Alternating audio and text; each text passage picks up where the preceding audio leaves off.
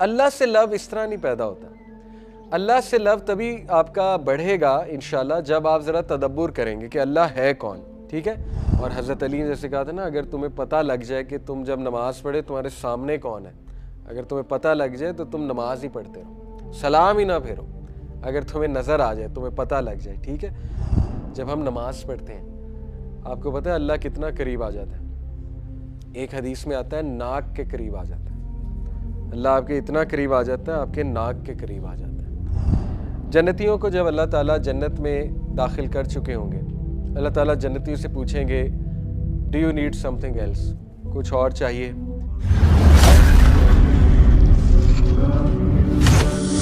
अब हम इंशाल्लाह लव ऑफ अल्लाह पे अगर बात करें तो मेरा आपसे एक सवाल है, गौर से जवाब दीजिएगा कि why do we love someone, क्यों हम किसी से प्यार करते हैं, क्या रीजंस होती हैं हम किसी से प्यार करते हैं। इंसान से, लेट्स से किसी इंसान से हम क्यों प्यार, किसी चीज़ से हम क्यों प्यार करते हैं, what could be the reasons. कोई उसकी खसूसियत पसंद होती है, उसकी कोई क्वालिटी, जी केयरिंग की वजह से, बिल्कुल the way they treat you, इसको ऐसे कह सकते हैं। अगर मुझे कोई बंदा बहुत अच्छा ट्रीट करता है, बहुत जेनरस है, बहुत फॉरगिविंग है, मेरा एक ऐसा लाइफ पार्टनर है जो बहुत नरिशिंग है, बहुत केयरिंग है, तो डेफिनेटली लव बिल्ड होगा, नेचुरल है। इसके ऑपोजिट अगर मेरा पार्टनर इतना केयरिंग नहीं है तो लव डिमिनिश होगा, ऑब्वियस सी बात है। तो एक पॉइंट तो ये the way they treat you, एक पॉइंट जैसे आपने कहा उसकी कुछ खसूसियात होंगी, जैसे किसी में बहुत कैरिज्मा होता है, लोगों को उससे प्यार हो जाता है, ठीक है। किसी की ऐसी क्वालिटी होती है कि जैसे प्रॉफिट की कुछ क्वालिटीज़ हैं which make us fall in love with profit सल्लल्लाहु अलैहि वसल्लम, ठीक है। कोई आपको इंसान पसंद आता है, उसकी ऑनेस्टी क्वालिटी को ही पकड़ लें, आपको हो सकता है प्यार हो जाए उससे। कोई सच्चा है, उससे प्यार हो जाए, तो कैरेक्टर एट्रीब्यूट्स। एक और नेचुरल रीज़न है ब्यूटी, जो बहुत कॉमन है, और कभी कभी इंसान को कोई बहुत अच्छा लगता है, प्यारा लगता है, खूब माँ को बच्चे प्यारे लगते हैं, इसी तरह ऑपोजिट जेंडर में होता है, ब्यूटी अट्रैक्ट करती है, ठीक है। It could be a reason to love someone, beauty भी एक मोहब्बत की रीज़न होती है। सहाबा प्रॉफेट से ब्यूटी की वजह से भी प्यार करते थे। यानी अमर बिन अलास कहते हैं रज़ियल्लाहु अन्हु कि नबी सल्लल्लाहु अलैहि वसल्लम जैसा चेहरा मैंने ज़िंदगी में नहीं देखा।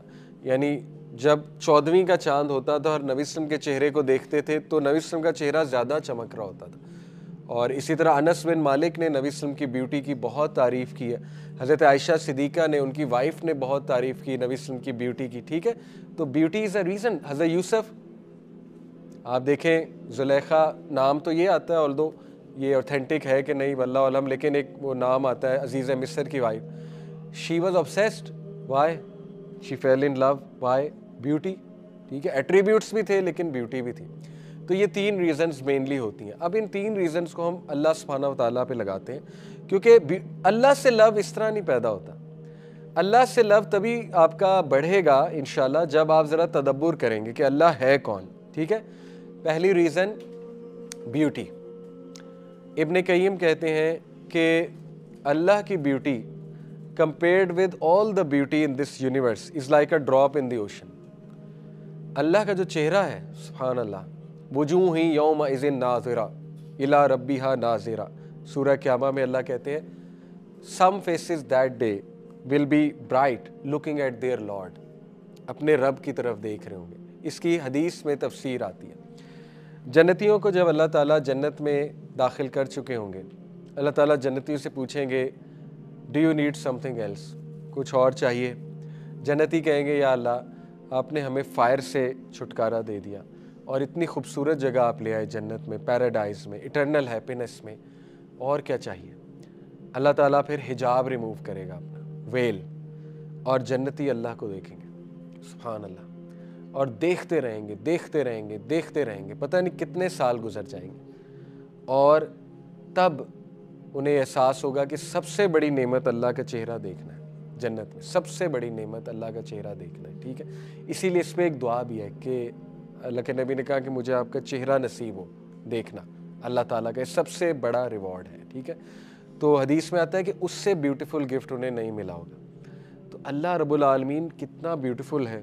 आप सोचें, जब हम नमाज़ पढ़ते हैं, आपको पता है अल्लाह कितना करीब आ जाता है। एक हदीस में आता है नाक के करीब आ जाता है। अल्लाह आपके इतना करीब आ जाता है, आपके नाक के करीब आ जाता है, सामने। और हज़रत अली ने जैसे कहा था ना, अगर तुम्हें पता लग जाए कि तुम जब नमाज़ पढ़े तुम्हारे सामने कौन है, अगर तुम्हें पता लग जाए तो तुम नमाज ही पढ़ते रहो, सलाम ही ना फेरो, अगर तुम्हें नज़र आ जाए, तुम्हें पता लग जाए, ठीक है। तो अल्लाह ताला is very very very beautiful. और अल्लाह ने ब्यूटी कितनी बनाई है आपके साथ। अगर हज़रत यूसुफ इतने ब्यूटीफुल थे, नबी सल्लल्लाहु अलैहि वसल्लम इतने ब्यूटीफुल थे, तो आप सोचें अल्लाह कितना खूबसूरत है। तो एक तो अल्लाह से इसलिए मोहब्बत करनी चाहिए क्योंकि अल्लाह रब्बुल आलमीन इज़ द मोस्ट ब्यूटीफुल, और इसकी क्रिएशन बहुत ब्यूटीफुल है, ठीक है। Allah is the source of beauty. और इसको आप नमाज में लाया करें। जब भी आप नमाज पढ़ें, सोचें मैं किसके सामने खड़ा हूँ, किसके सामने खड़ी हूँ, ठीक है।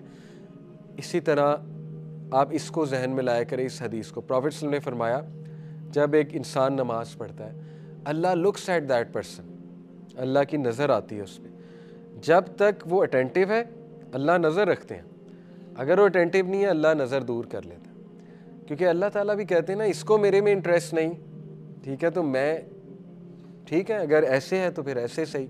तो ये बड़ी खूबसूरत हदीस है कि नमाज में अटेंटिव होना चाहिए, ठीक है।